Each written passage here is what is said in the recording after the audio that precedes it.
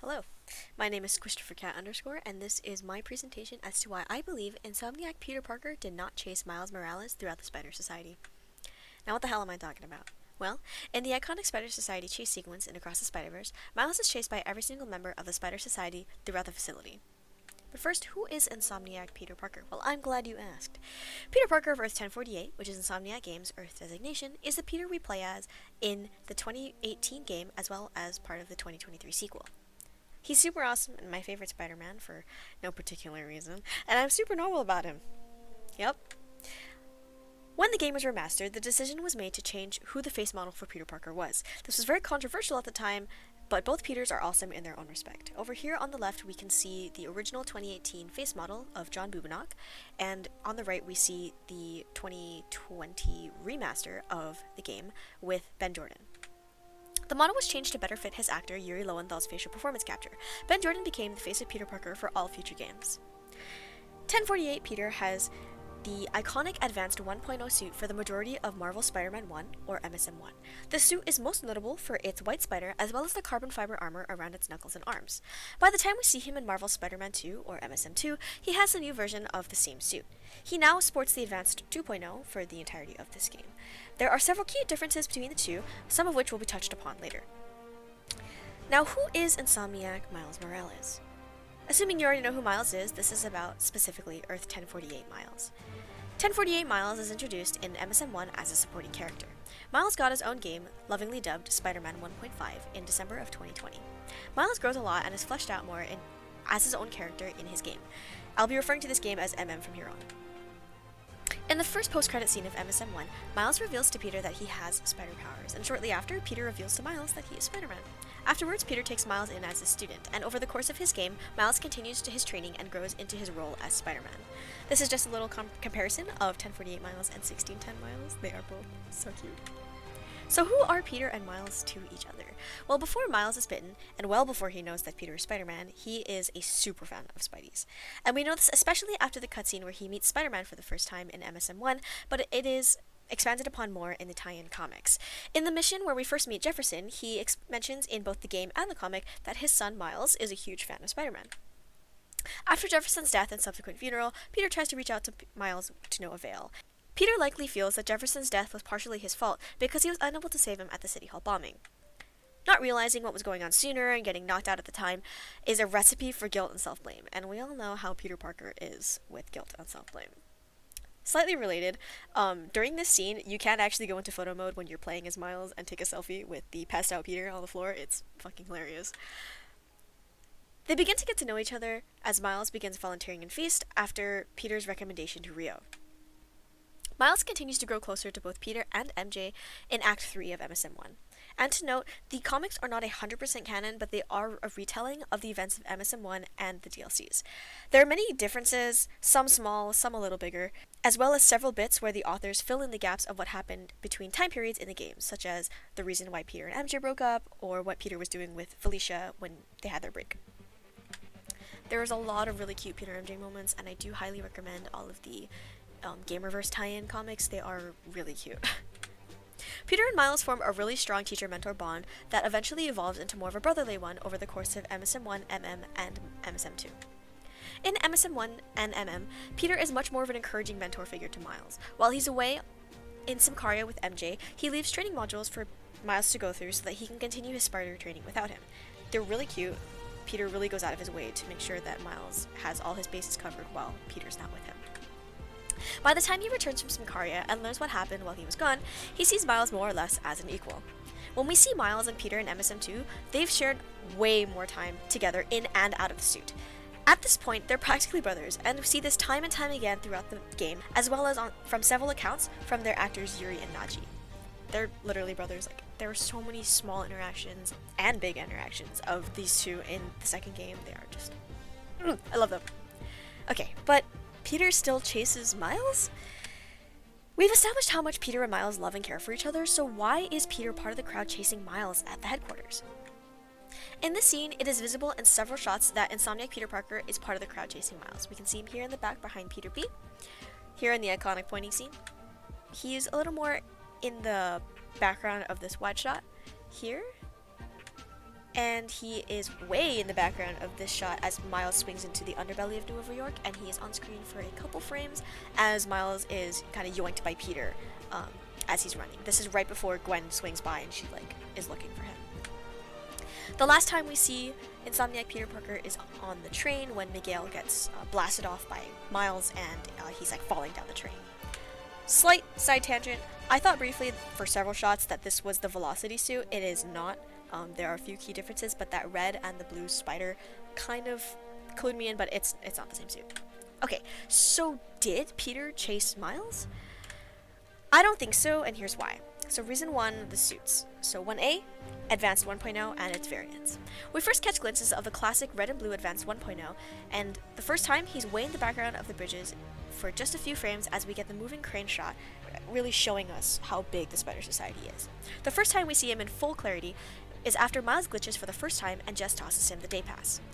This shot of the bridge and Advanced 1.0 is seen only in trailers or behind the scenes / commentary footage. It's not in the final cut of the movie. It looks to have fit in the previous receding crane shot. These shots are from where we meet Webslinger, which is the cowboy variant of Spider-Man, and you can actually track him through the background as Miles, Gwen, Jess, and Hobie walk towards the go-home machine. And the scene just following this, we do see Advanced 2.0 Peter for the first time, and we will come back to this in a second. In the scene where Miles talks back to Miguel, 1048 Peter is visible behind Peter B. Parker in this scene. After Miles breaks free of the capturing net device, 1048 Peter web slings up from behind Peter B. We love continuity. And, a kind of pointing scene. These are from the wide shots that I showed earlier. He's very small in the background, so sorry, these images are extremely crunchy. And the last time we see him is when they're in the underbelly of New York, and I actually did point out Miles here, way in the back. This one shot of him on the train is the only time the carbon fiber on his hand and his arm are black, and this is most likely an animation error, but I do refer to this as one of the color variants later on. This is kind of open to interpretation. It's probably just an animation error. We only see these other two variants twice each in the movie. The black, red, and yellow suit is only seen once when Miles gets the day pass from Jess, and once right after we meet Ben Reilly, he's seen walking behind Hobie. The black and white suit is the variant we only see once when he's in the Spider Society establishing shot, as well as another shot he's walking past Miles after Jess gives him the day pass. We have a few bonus Insomniac Peter mentions in the posters. He's pretty small in the middle and the right hand one, but he's pretty prominent in the left hand one. As you can see in the full posters, I highlighted him. He's very small in the middle and the right hand. Another bonus Insomni Pete that we see in the concept art by Kat Saw, he's here in the Spider Society, cafe area. Reason 1B, Advanced 2.0 and MSM2. There are only 2 mentions of MSM2 in the entirety of Across the Spider-Verse. The first time we see mention of the game is the only time we see Genki in this film, and he is in his shared dorm with Miles, as Miles is, kind of rushing on his way to his meeting, and you can see him playing Spider-Man 2 on his PS5. The only other time we see Advanced 2.0 is in the titular spotlight scene where his model, animation, and voice are all in line or as close as they can get to how we see him in the game. Ow. Video game guy. I love video games. Another video game guy. Are you talking to me? There are key differences in the designs of Advanced 1.0 and 2.0, namely the belt and the outer thigh cutouts, as well as the way that the knuckle and forearm armor cover his hands. These are clearly 2 different suits, and even if they used a more saturated red and blue for the Advanced 1.0 for the Spider-Verse style suit, it is clearly not the same as the 2.0 that we see in the previous shot. The default suit worn by Peter in MSM2 is Advanced 2.0, and unless you change it manually to 1.0, he doesn't wear 1.0 at any point during that game canonically. Also, these are official renders that were released on ArtStation after the game's release, and that middle one, rent-free, bro. Anyway, reason 2, MSM2 Spider-Bot mission. And spoiler warning, if you don't know about this mission, which the game has been out for a while, so this warning is here just as a precautionary thing. Okay. In MSM2, there is a mission where you're tasked with collecting a bunch of rogue spider bots, and these bots have a very clear Spider-Verse style VFX, and Genki also mentions that they're pinging from a totally impossible location, like millions of miles away.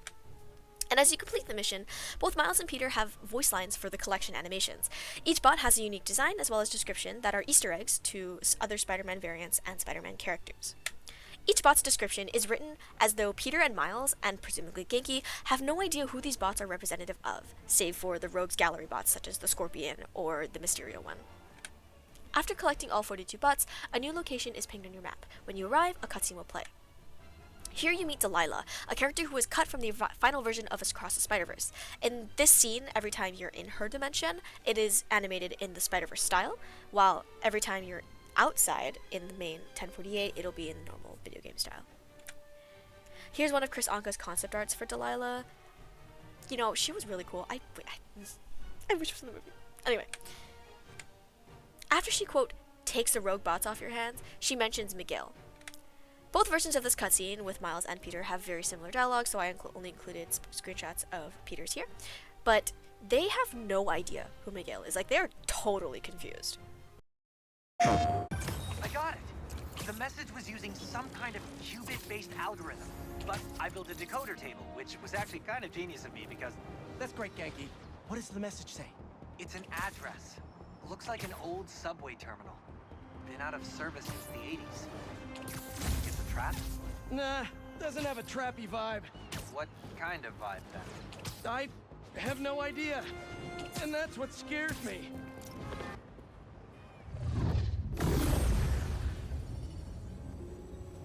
Genki, you seeing this? Bro, what the hell is happening? Look at this, a spider hero. We're all saved. Hi. Who are you? Me? I'm just a bartender who does favors for people every now and then. And I've learned that rogue spider bots are dangerous and bad for business. Let me take those off your hands. Whoa! Thank you, Spider-Man. We can always count on you to do the right thing.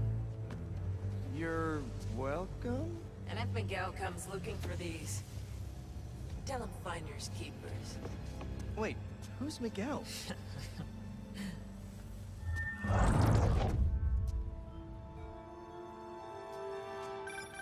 What the hell was that?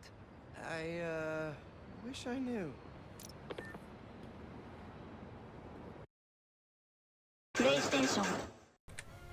Reason number 3, Jefferson.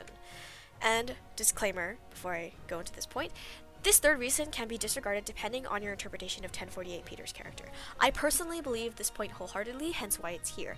If you disagree, please feel free to tell me why. I'd love to hear what you have to say. Okay, as mentioned earlier, Peter feels, or possibly feels, that Jefferson's death is his fault, since he was unable to stop the City Hall bombing that killed him. It's almost out of character for Peter to be upset with Miles for wanting to save his father, seeing as how his Miles suffered afterwards. We all know and literally see how much he blames himself for May's death, and it nearly makes no sense for Peter to want any version of himself, or Miles, or another Spider-Person, to have to experience the loss that he felt in this moment. Even if Peter believes what Miguel says about canon events shaping who they are and being a catalyst for a Spider-Person to become a Spider-Person, it still seems out of character for Peter to wish an Uncle Ben moment onto 1610 Miles.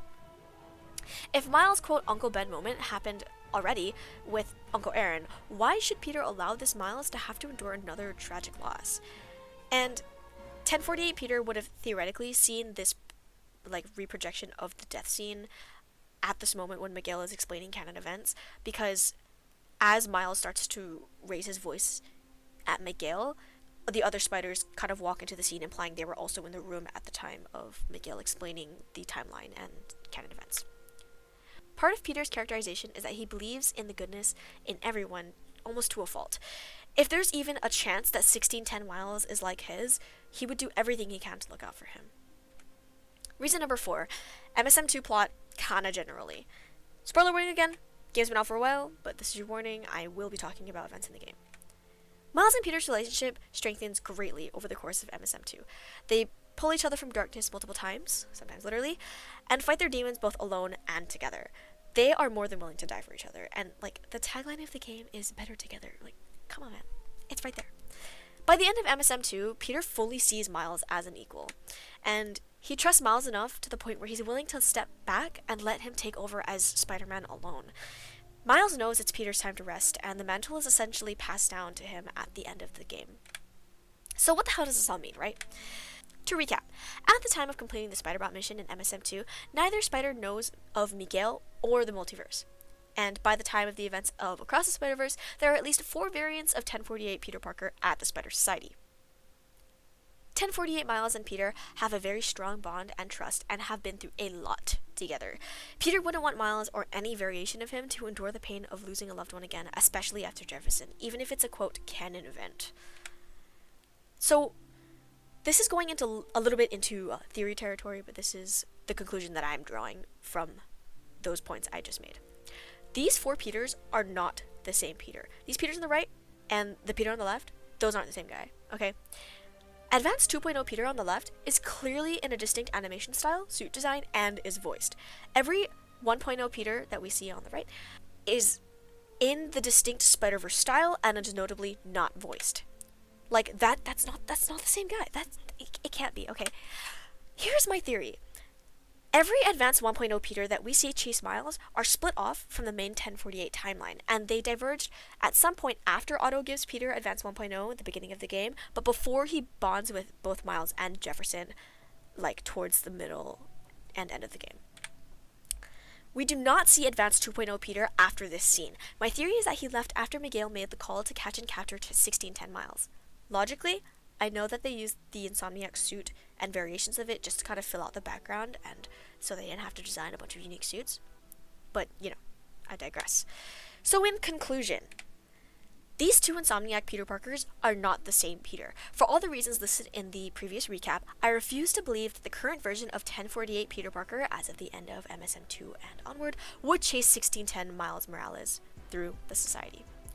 Thank you for watching / reading this. Follow me on my alt Twitter at squishedcat_ or Tumblr Mustase Kittens if you want to talk about 1048 or just read my stupid headcanons, because I talk about that all the time. Kind of bad at this point. Anyway, I really appreciate you taking the time to watch this. Have a wonderful day, and goodbye.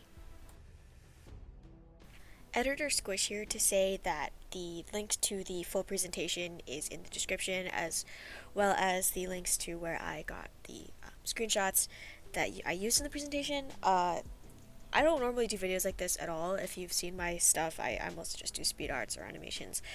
I just have been thinking about this for literally months, and last night I kind of put together this entire slideshow instead of sleeping. So I hope you enjoyed it, and feel free to comment your thoughts, because I genuinely need to know what other people think about this, because I cannot be the only one. I know I'm not the only one. I know I'm not the only one.